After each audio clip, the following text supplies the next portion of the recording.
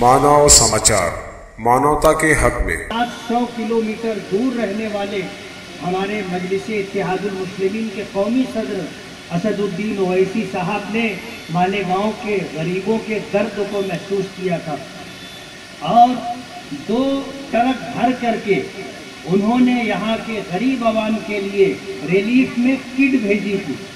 और मैं इस बात को देखकर खुश हो गया था कि मालेगांव में जिन जिन तंजीमों ने भी किट तकसीम की थी, हमारी हैदराबाद से आने वाली किट उनमें सबसे ज़्यादा वजनदार और सबसे बड़ी किट थी, जिसमें ज़रूरियात की सारी चीज़ें मौजूद थी। और इस सेकंड लहर में लोगों को पिछले साल का तजुर्बा था, उस तजुर्बे के पेश नज़र लोगों ने अपने तौर पर जो इंतज़ामात करने थे अपने तौर पर इंतज़ामात किए। हमने भी इस बात को महसूस किया कि मालेगांव की गरीब आवाम अगर कारोबार बंद हो जाएगा और मुकम्मल लॉकडाउन अगर लगा दिया जाएगा तो मालेगांव की गरीब आवाम जो रोज़ाना कमाना और खाना यही काम करती है, एक दिन भी अगर उनको काम नहीं मिला तो उनके घर में चूल्हा चक्की बंद हो जाता है। हमने मालेगांव अपनी कॉन्स्टिट्यूंसी के अंदर कारोबार भी जारी रखवाया। हमने डिपार्टमेंट के साथ बैठ करके इत्तेहाद और इत्तेफाक के साथ इस बात की कोशिश की कि कारोबार चलता रहना चाहिए, मस्जिदें इबादत के लिए खुली रहनी चाहिए और तरावी का मुकम्मल इंतज़ाम होना चाहिए।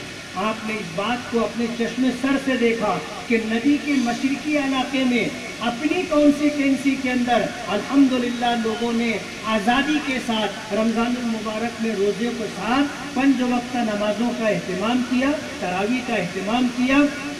लोग अपने अपने कारोबार से लगे रहे और ईद जैसा दिन हमने लोगों के दिए हुए एहसानात से नहीं या लोगों की दी हुई इमदाद से नहीं, अपने खून पसीने की कमाई से हमने अपने घर वालों की ईद मनाई और उसके सारे इंतजामात किए। किसी के मरहून मिन्नत नहीं रहे।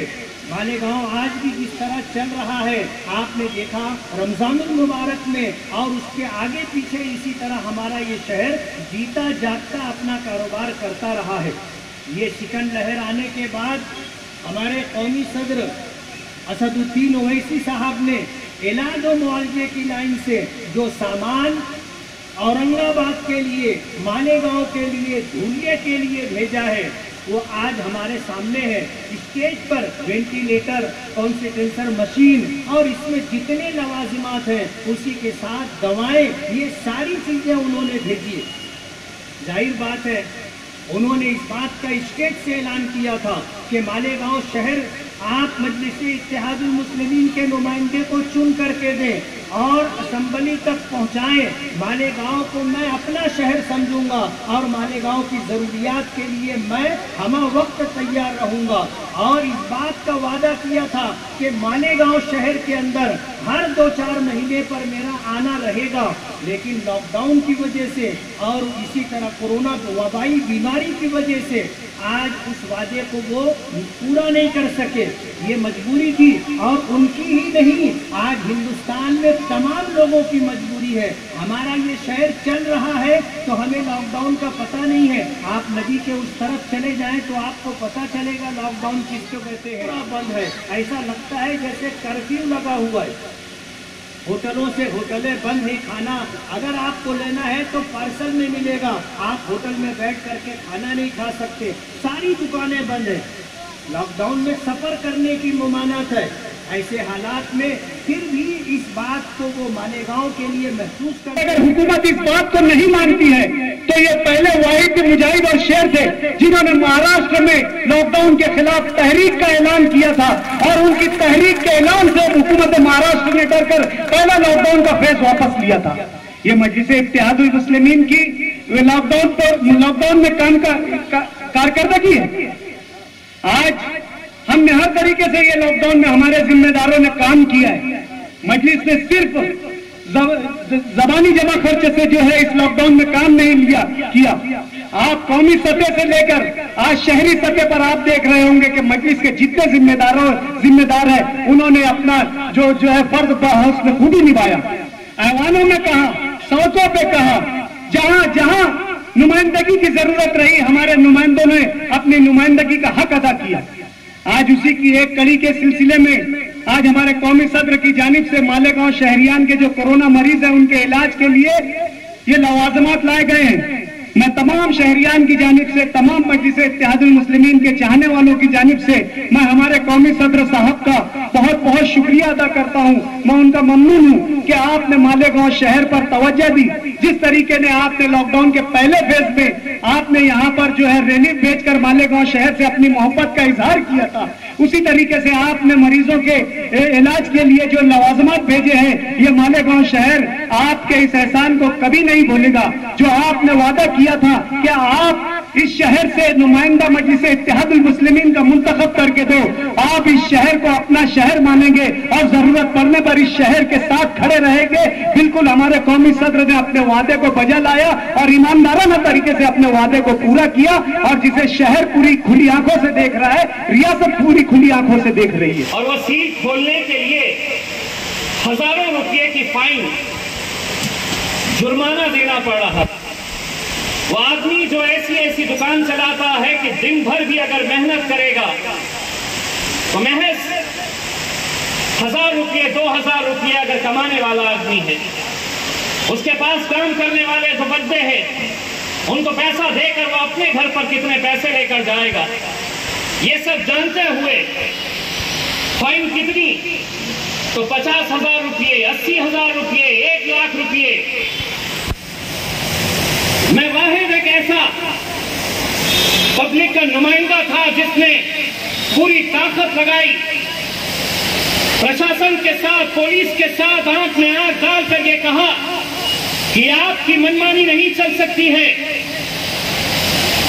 نتیجہ یہ ہوا کہ 2 گھنٹے کی بحث چلی، جو 50,000 روپے مانگ رہے تھے 2 گھنٹے کے بعد مجلس اتحاد المسلمین کی وجہ سے وہ 50,000 روپے کی فائن محض 2,000 روپے کے اوپر آ گئی،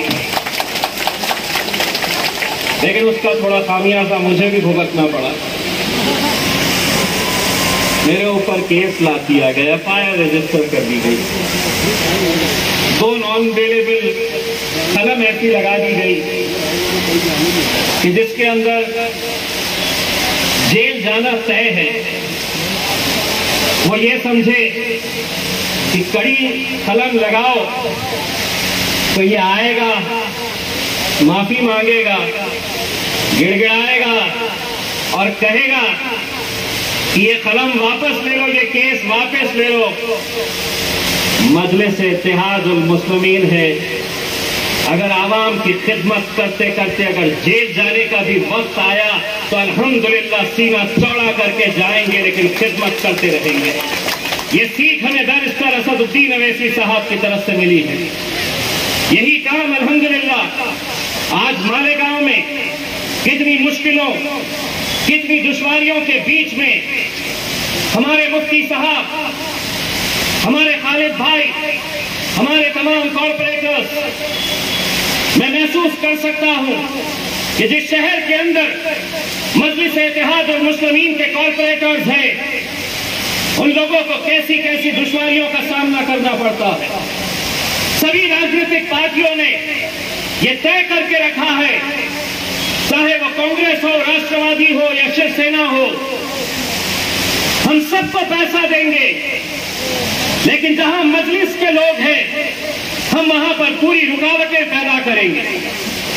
اور یہی کام صرف کارپوریٹرز کے حد تک کیا جا رہا ہے ایسا نہیں ہے، مفتی صاحب کو بھی کیسی تکلیفیں دی جا رہی ہے، ان کو فنڈ سینکشن کروانے کے لیے کیسی پریشانیوں کا سامنا کرنا پڑ رہا ہے، یہ ہم محسوس کرتے ہیں۔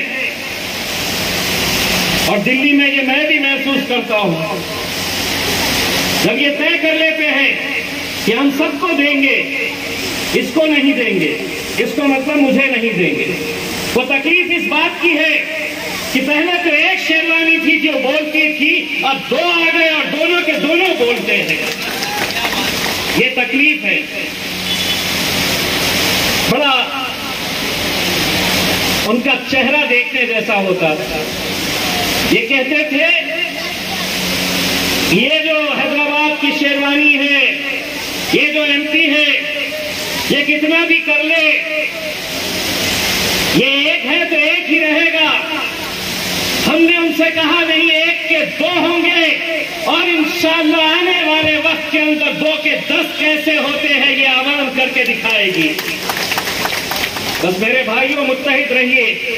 बहुत मुश्किलों की घड़ी से हम गुजर रहे हैं। मैं जानता हूं एक ऐसा वक्त है कि जहां पर हम जितना भी करें वो कम नजर आता है, क्योंकि लोगों की तकलीफें ज्यादा है और हमारे करने के जरिए बहुत कम है। उसके बावजूद भी एक पूरी नेक नियति के साथ ये काम किए जा रहे हैं। वेंटिलेटर्स आज बड़े बड़े अस्पतालों को नहीं मिल रहे। ऑक्सीजन कंसंट्रेटर्स पूरी दुनिया के अंदर अगर ऑर्डर कर दे तो नहीं मिल रहे। जिस रेट के अंदर ये मिलना चाहिए, आज उससे 4 गुना रेट के ऊपर ये ऑक्सीजन कंसंट्रेटर्स पूरी दुनिया से अगर आप मंगाएंगे तो उतने रेट के अंदर मिल रहे हैं।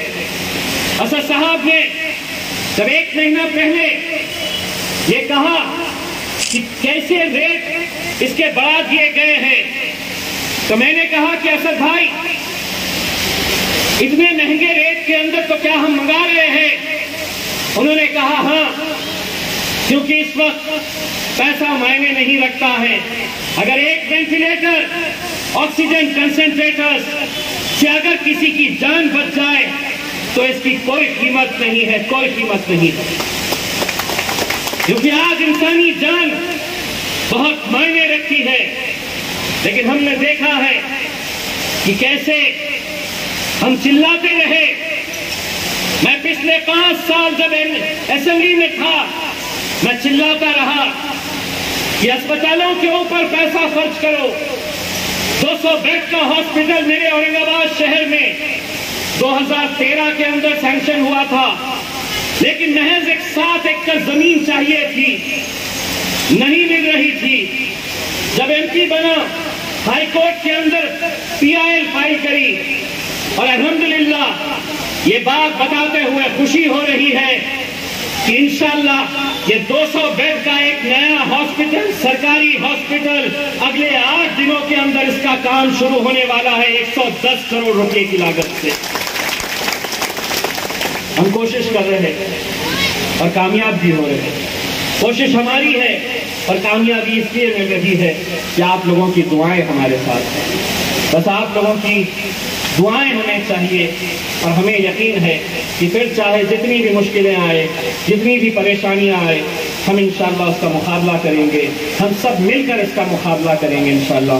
मैं जाते जाते हमारे खालिद साहब को ये बताना चाहता हूँ कि अब बहुत हमने भी तकरीबन 1.5 साल से हम सब अपने अपने तौर के ऊपर लोगों की खिदमत करने के अंदर लगे हुए थे, लेकिन अब हमें हमारे आने वाले इलेक्शन पार्टी के जो प्रोग्राम्स है, नॉर्थ महाराष्ट्र की जिम्मेदारी खालिद साहब के पास है।